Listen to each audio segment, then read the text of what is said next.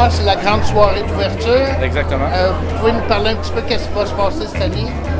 Comme à chaque année, on lance la saison en novembre. On a ce soir tout près de 350 convives lors de notre soirée d'ouverture.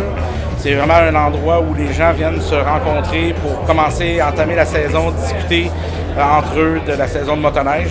Et puis, on a de nombreux prix, des artistes invités, une soirée avec une orchestre, la danse, le repas et tout. Et en plus, on a plusieurs prix de présence. Les commanditaires de la région, les concessionnaires nous donnent beaucoup de prix de présence. On a aussi un encan Kelly Shire, qui est de la Fondation pour le cancer du sein. Alors, c'est une grosse soirée, cette soirée gala. Et normalement, les soirées gala du Club Motoneige Monaire sont courues et très appréciées normalement des gens qui viennent. Bon, on va vous suivre cet hiver. On attend la neige avec impatience. Effectivement, oui. Merci beaucoup. J'espère qu'on va se voir en Sancier. On devrait.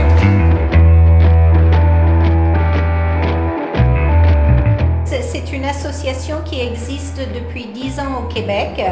Notre activité principale, c'est une randonnée en motoneige pour lever de l'argent, non pas pour la recherche contre le cancer du sein, mais pour aider les femmes et les hommes au Québec qui sont présentement malades, pour les aider à traverser cette épreuve et les aidant à payer prothèses mammaires, prothèses capillaires, garde des enfants, médicaments que le gouvernement ne couvre pas.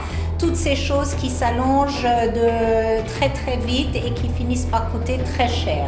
Tout à fait.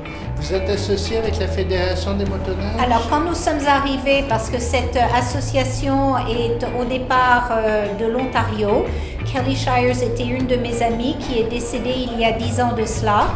Et elle avait un souhait, c'est d'avoir un bureau dans chaque province du Canada. Donc je suis venue ouvrir le bureau du Québec. Et c'est grâce à la Fédération des clubs de motoneigistes du Québec que nous avons pu mettre le premier pied et commencer à grandir en 2006 avec ce partenariat.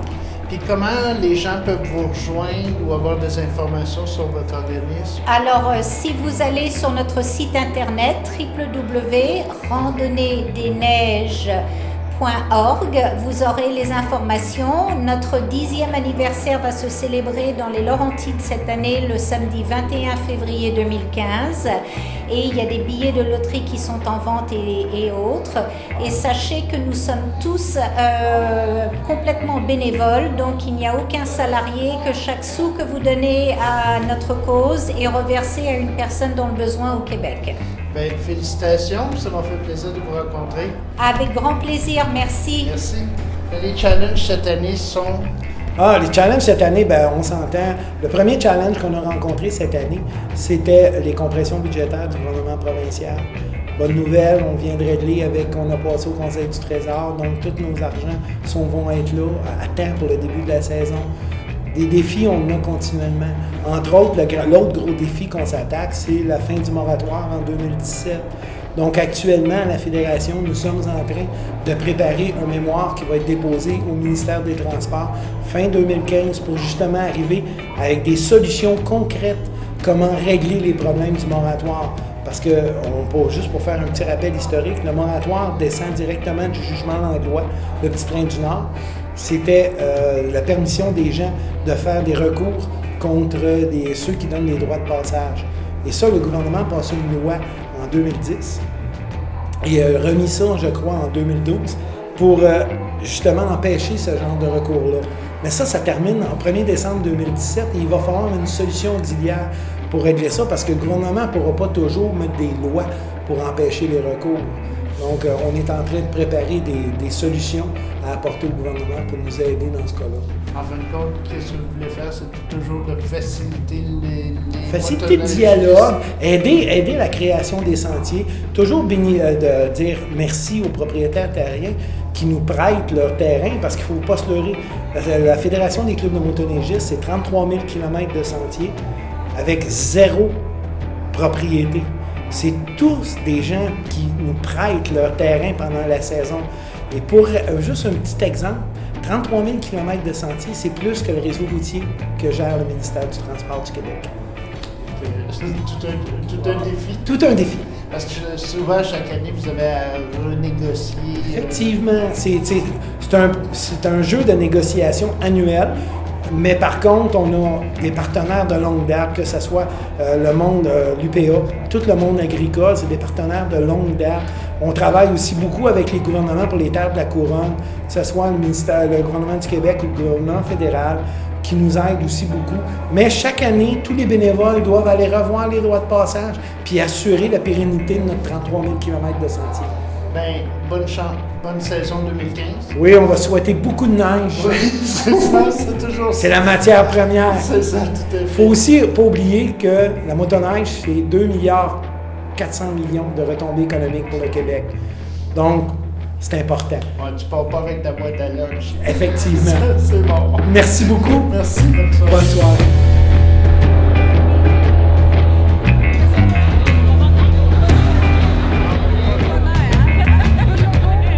Merci d'avoir répondu à l'invitation en grand nombre encore cette année pour l'ouverture de la 40e saison du Club motoneigiste, Club Bonheur en fait, édition 2014-2015. Il ne faut pas oublier que dans notre secteur, nous avons la possibilité de pratiquer le sport de la motoneige grâce à la générosité des propriétaires qui acceptent année après année de céder l'accès à leurs terres et terrains. Je vous rappelle que notre devoir est de rester dans les sentiers afin de conserver la bonne entente avec ceux-ci.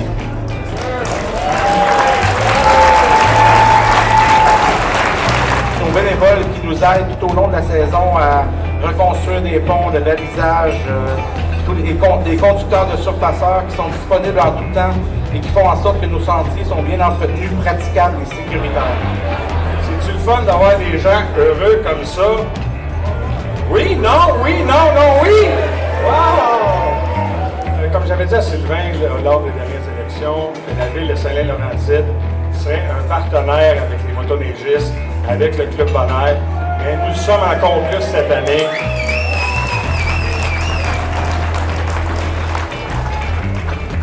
Nous avons fait l'achat de quelques bouts de terrain, des zones tampons, justement pour l'avenir, pour que ça aille mieux. On a travaillé très fort, la municipalité, on a fait des achats, des bouts de terrain, tout ça. On a réglé, la municipalité, conjointement avec Sylvain, 2 droits de passage qui étaient très problématiques. Critiques, mais qui sont réglés à soir, on peut vous l'annoncer, que partout dans notre région, ça va passer. La Trans-Québec 403, c'est bien ça, Sylvain? Parfait. Mais moi, je voudrais parler de Sylvain un peu. Tu sais, on parle de passionné, j'en suis un passionné, j'ai mis ça de côté pendant 10 ans. Là, je reviens à la motoneige cette année. Donc, Sébastien, tu m'entends bien, je veux que ma motoneige soit prête. N'oublie pas, Sébastien, il y a des Articats, il y a des Yamaha, il y a des Polaris, hein, juste comme ça. Donc, Sylvain, là, c'est un vrai de vrai passionné. Votre président que vous avez là, je vous le dis, il en donne des heures, il en donne du temps. Il y a sa conjointe aussi, il y a sa famille derrière tout ça. Mais je vous le dis, là, il n'en dort pas les nuits, les soirs, les fins de semaine. Il est toujours là, puis pour vous. Fait qu'il s'en fout une vraie main d'applaudissement pour Sylvain.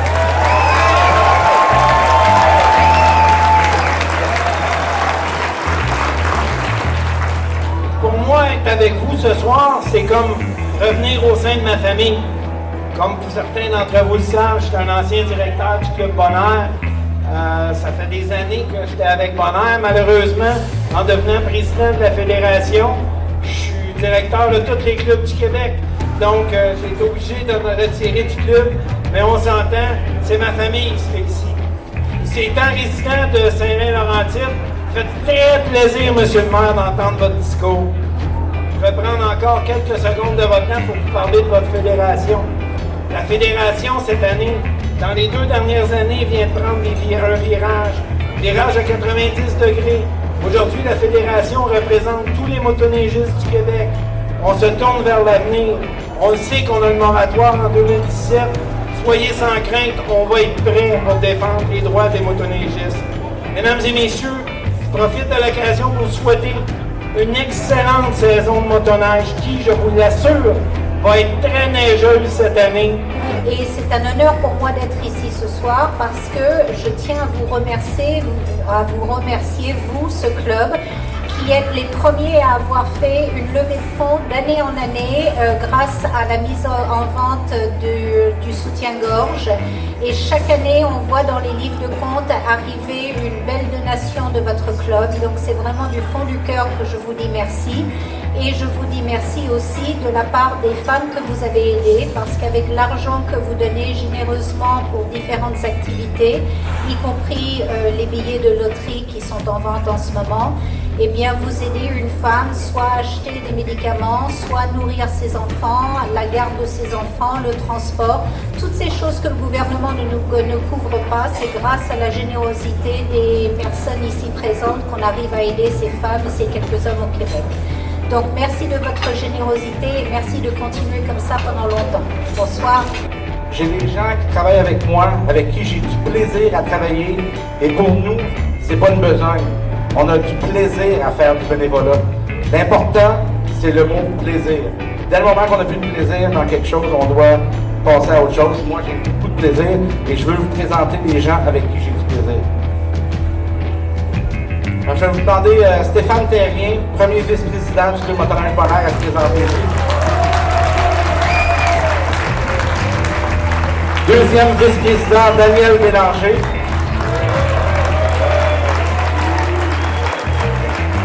Alors, Daniel était déjà ici présent sur le stage. Daniel Perrault, secrétaire Club Motoneige Bonheur.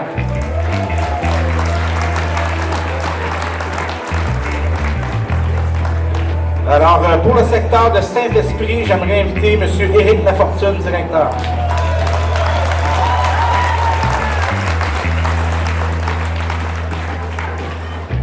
On continue avec le secteur de Saint-Calix. J'aimerais accueillir Jean Desormeaux.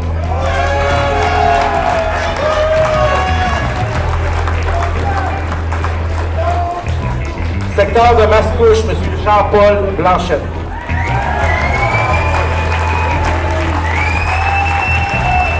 Secteur de Terrebonne-La-Plaine, Gilles Leblanc.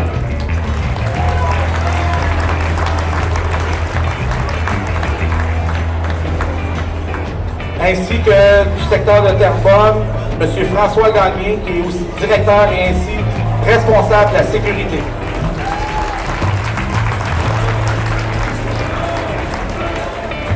Pour finir avec le secteur de Saint-Lin et Saint-Roch, j'aimerais accueillir M. Pierre Archambault. Normand Williams.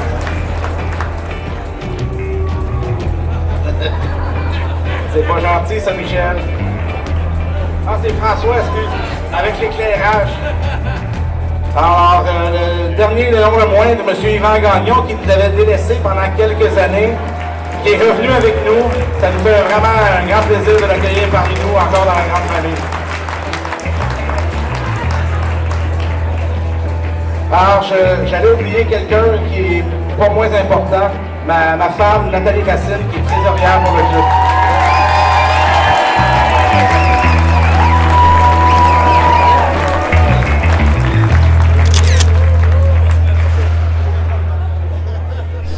Il y a quelqu'un, j'ai été booké dans une maison pour personnes âgées, puis vu que j'ai l'air du gars qui te vend une cigarette en prison, tu sais, il était pas sûr. C'est genre des réactions comme m'en est Eric, quelle coche fait sa coche. Hein? Non, pour vrai, ça fait chier d'avoir la louche des fois, parce qu'on s'entend-tu qu'il y a des choses que moi, je peux pas faire, tu sais. On s'entend-tu que moi, je peux pas aller au Rona m'acheter une poche de ciment en toute tranquillité, ouais? Ce qui me fait chier, c'est que juste les seules filles qui s'intéressent à moi, souvent des filles de 18-19 qui pensent que je suis un bad boy, là, tu sais. Tu sais, ils pensent, moi, les ramener sur ma moto, genre, chez nous, là, présenter mes deux chums, Snake et Snake 2, tu sais. Tu sais qu'ils pognent une hostie de débarque quand ils arrivent chez ma mère à Sainte-Dorothée, là. Hein? Moi, je suis comme, excuse, je peux-tu enlever tes souliers? Ma mère aime pas ça quand le plancher est sale. Elle fait comme, t'habites chez ta mère? Je suis comme, ta gueule, hostie. Elle va se réveiller, elle sera pas contente, puis j'aurai pas d'argent de poche. Fait que, calme-toi, là. Sinon aussi, je suis un ex-toxicomane. En fait, moi, dans ma vie, j'ai consommé du pot, du hash, du mushroom, du LSD, du speed, de l'ecstasy, de la cocaïne, du cristal meth, de l'opium et de la kétamine. C'était toute une soirée. Ouais. Ça, un petit conseil, si tu fumes du pot, pars pas de débat. Ouais? Ça donne à rien. Finis tout le temps que tu oublies ton point. Je suis en train de m'assister avec un de mes chums à un moment donné, puis je dis que c'est impossible qu'ils puissent tout le temps fumer du pot puis d'être fonctionnel. Puis lui, tout ce qu'il trouve à me répondre, c'est... De quoi tu parles, hein? Je peux être fonctionnel sur le pot, OK? Comme, mettons que je fais à ma job, OK? Mettons que je n'ai une, bon.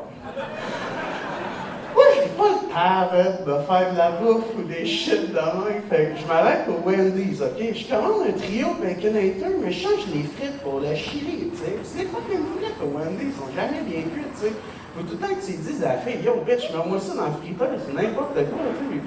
T'essaieras ça, le chili, c'est quand même fucked up, c'est ce genre de fricassé avec des frites dedans, là, tu sais, ça fait péter, c'est désagréable, là, tu sais, ben, t'amènes pas ta date au Wendy's, c'est parce que qui amène sa fucking date au Wendy's, là, tu fais ça fucking laid, là.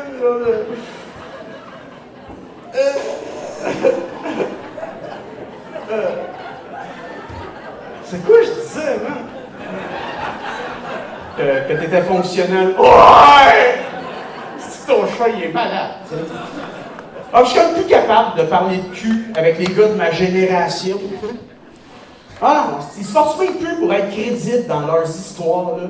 Fait comme, mon gars, j'en ai pogné une hier, POW! 4 heures, mon gars! POW! Elle est venue 20 fois, sans arrêt, man! Sans arrêt! Je fais comme, regarde, même si je te croyais, là, Christy, que ça n'a pas l'air de fun. 4 heures! 4 heures! Désolé, son vagin est beaucoup trop sec. Hein? Non, rendu là, c'est l'équivalent de se crosser avec des effaces, OK?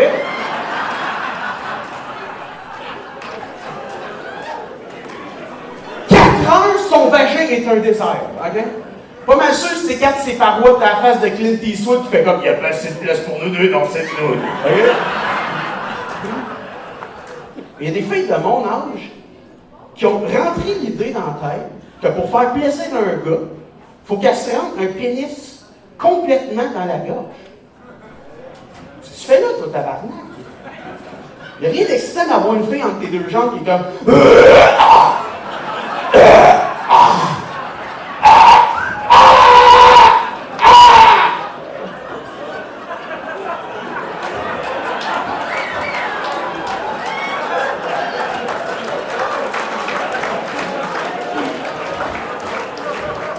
Comme, qu'est-ce qu'il y a de pas l'air dedans? Ben, à ton avis, aussi, c'est ton mascara a tellement coulé l'impression de me faire sucer par le chanteur de Kiss, man.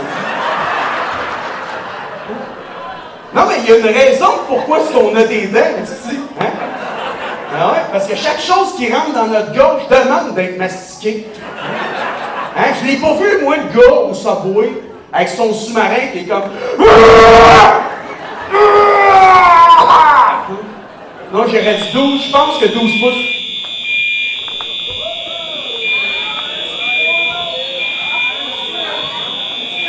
C'est une manière de me dire que je suis censuré, ça? Hey, quand le son se revient contre toi, c'est parce que tu vas trop loin.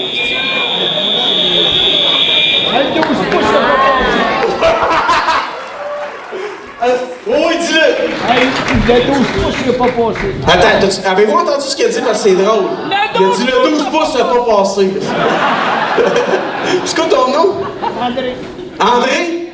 Elle est excellente, André. Honnêtement, je pense que je vais la retenir. La seule chose, c'est que c'est quoi la situation qui arrive pour que mon espèce de micro sonne comme un esti de rasoir?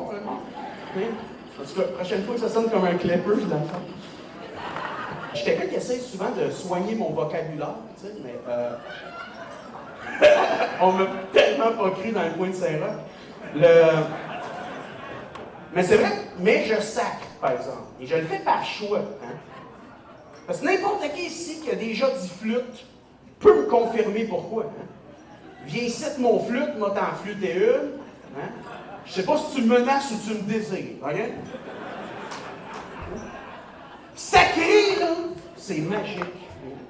C'est les seuls mots qui sonnent comme on sait. Parce que si tu dis « Ah, je suis en colère », là, on va pas te prendre au sérieux.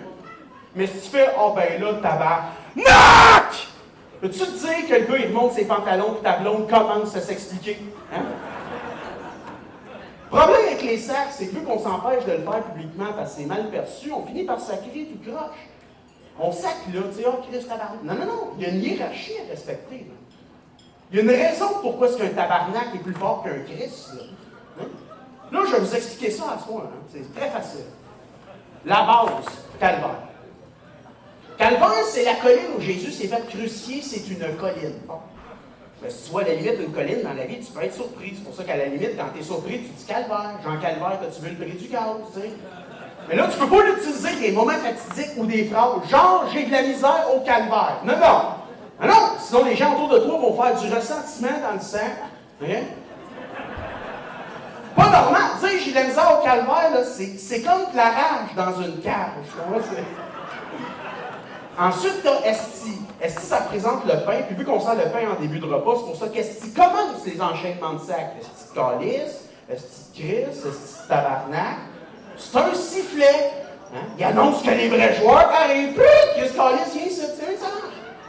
Ensuite, le calice. Calice, c'est une coupe de vin. Ça représente l'alcool. C'est pour ça que si tu dis à un alcoolique, tu devrais arrêter de boire, il va te dire calisse-moi patience avec ça.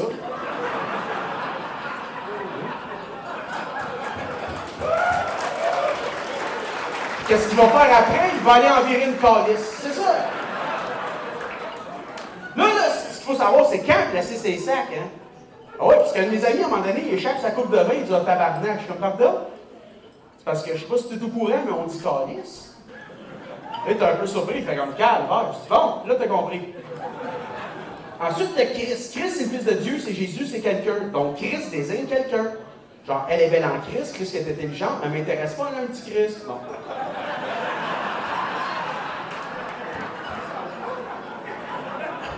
Il y a une exception avec Christ, hein?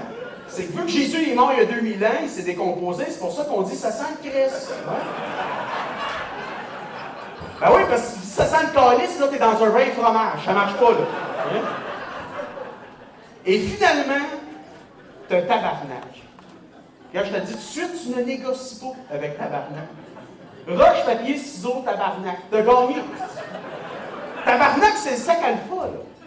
Ça représente la maison de Jésus, donc ta maison, ça englobe tous les autres sacs. Hein? C'est là que tu vas manger ton repas avec du pain, du vin, une autre personne, c'est possible, proche d'une colline. Bon, ça n'a pas l'air clair. Ce que j'essaie de dire, c'est pas quelqu'un qui dit « Est-ce que calice de Christ de tabarnak, est-ce que calice de Christ de tabarnak? » Pour moi, c'est pas quelqu'un de vulgaire. C'est juste quelqu'un qui a faim et qui veut manger chez lui. That's it! Fait que rendu là, je vois pas le problème de le dire publiquement. Moi, je mettrais carrément ça dans les annonces, genre, hey, si Christ de calice, ben tabarnak, Uncle Ben. Et voilà! Hey, je vous laisse là-dessus, merci, bonne soirée.